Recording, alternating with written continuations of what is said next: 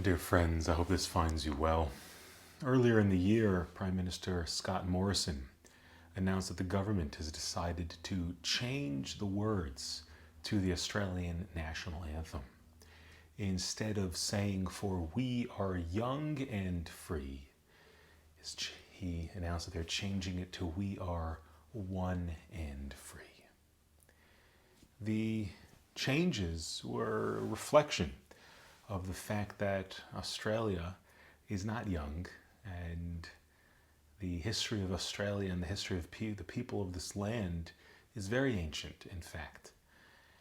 The history of the Australian Commonwealth is quite young, but Australia itself and its history goes back a very, very long time.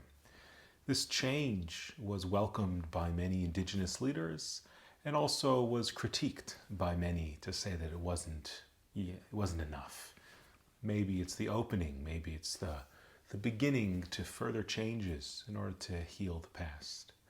But I was thinking about this change, for we are one and free, as next week we move towards Australia Day, a day that is divisive. For those of you who aren't in Australia and are not familiar, while it is celebrated by many in Australia, as it was the landing of the first fleet when they came over to Australia, it is seen by many as the beginning of a very challenging time, and the displacement of the Indigenous people and all the challenges that have faced the Indigenous people since then, and the terrible massacres that have occurred, and the very dark history that has kind of been pushed aside by many. So Australia Day is a challenging day, and there's always questions as to whether we should change it, and that this day maybe is not the best date to celebrate this wonderful country. So I was thinking about this change of "for we are one and free," and I want to relate to these two elements of unity and freedom. First off, when it comes to freedom, I have to say that I feel very lucky at this point in time in history to be here in Australia, as do many Australians. It's not perfect. There are profound issues in many, many levels, like every other country, and our leadership has many, many challenges on both sides of the spectrum. However, we can all acknowledge the fact that while it may be just simply as a result of the fact that Australia is a very big island with not a lot of people in it, we're spread out, but nonetheless, we've enjoyed the benefit of not having the sorts of pandemic, same sort of experience that many have had.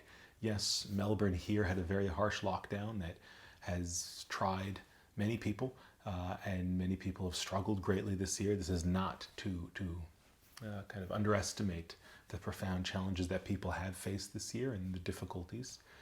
But here we are in the month of January, when cases are rising all over the world, and here in Australia, we seem to have it under control.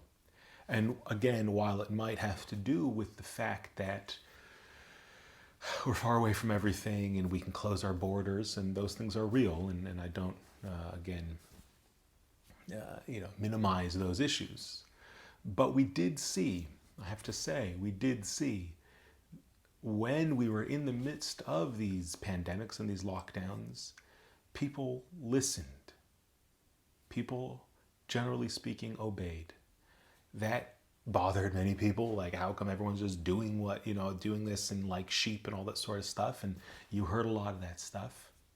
But I actually think that if you can distill these sorts of values, I think there was this common value of, I'm going to do something even though it's uncomfortable for me. I'm going to take something upon myself in order to help others and to protect the lives of others. And you saw that happen here. Again, there were issues with it. I'm not minimizing those issues. But we saw, for example, people putting on masks. Even though, people weren't sure how effective they were, we were being asked to put on masks. People did it, by and large. And people are obedient. And while many on the right were saying, why are people doing this and just doing whatever?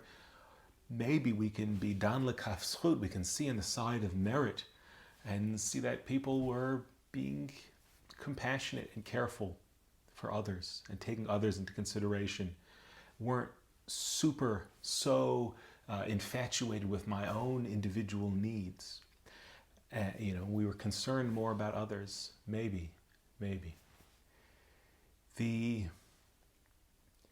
This issue of freedom, this idea of freedom, is significant. Freedom does not mean the ability to just do whatever it is that I want to do. Freedom means sometimes I actually have to hold myself back in order to really be free, in order to help others, in order to think the right sorts of thoughts. And this is what Judaism teaches us, right? Halacha teaches us about what does it mean to be a free thinker. It doesn't mean to just do whatever one wants. In fact, halacha demands certain things of us. But through that discipline, we're actually able to free ourselves of those things that hold people back. Through discipline and through focus and through spiritual growth, all of which require some sort of subjugation of the desires of the self. Those things allow us to be freed from those things that really challenge human beings and the biggest issues that face humanity. So I think that is something that we should celebrate. When we celebrate Australia, we celebrate this freedom that we love and enjoy over here, a freedom that is born out of responsibility towards others.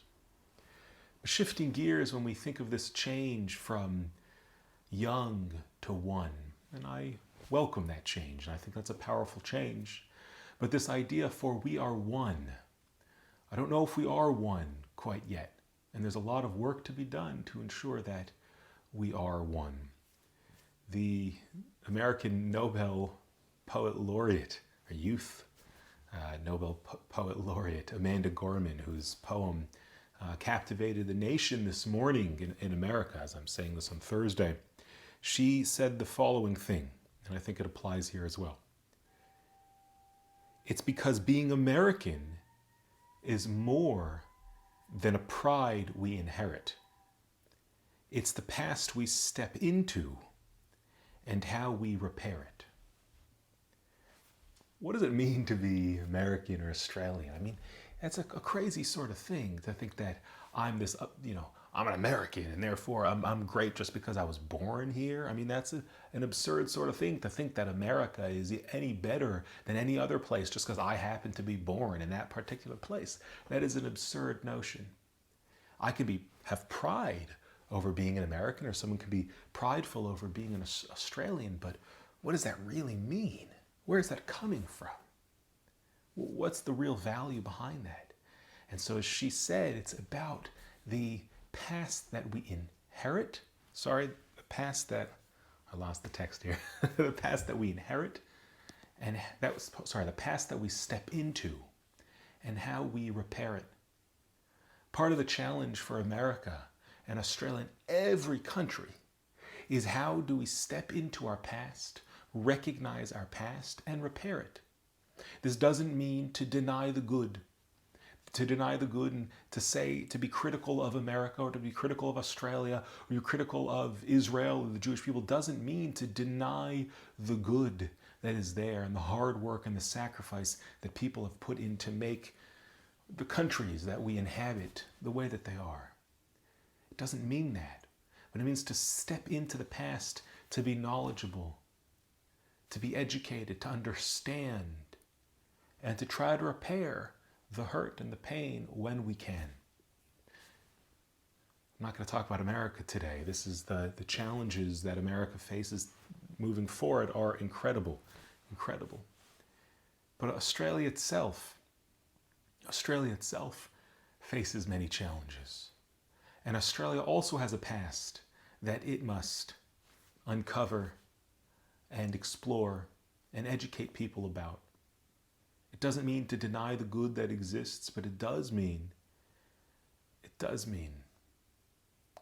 to learn, to be sensitive, and to make the changes that need to be made. I'm not going to put my head into the question as to whether or not Australia Day should be changed or not. I'm not yet an Australian. Whether I become one, who knows?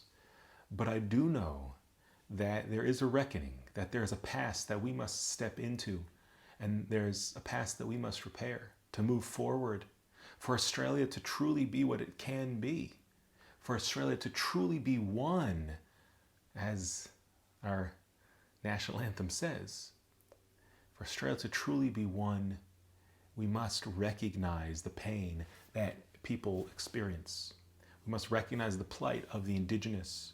We must learn from their experience and from their wisdom, from their connection to land. People don't want to get into this sort of discussion with people in the indigenous community about Australia Day. Well, let's sit and learn and listen. Try to understand their history and what they've been through and what they've lost. We can only gain from that. Until we do that, there is no unity, there is no oneness. We cannot force unity on somebody else. Australia is an incredible country, but for it to really grow and move forward, for it to acquire all the tools and the wisdom that it will need to face the challenges that the future will bring, it will require a healing of the past. And this is what Judaism has taught us. This is our deepest values. The Torah has always pushed us to look back into history and to understand that fissures that existed thousands of years ago continue to influence the world in which we live in today, and we must repair them. This is the story of Egypt. This is the story of the brothers going down to Egypt and dealing with Yosef and all the challenges they faced in Egypt. And even to this very day, it all has its root in a story of brothers not looking after a brother. We don't deny our past and say that everything's perfect. No, we look back and recognize that there was things that were broken and that still need fixing today. These are the challenges, I think, that Australia faces, that America faces, that the whole world faces. How can we learn from our past? How can we educate ourselves to become a bit more aware of the experience of others, to be proud of who we are and the countries that we live in, but to recognize that it's not just about us, and that sometimes we as individuals and as people need to subjugate our own wills in order to protect the dignity and the will of others, and to protect those who are not as fortunate as we are. And so may Australia be one and free. May America be healed on this day, whatever a person's affiliations are, political affiliations are, as America moves into a new period.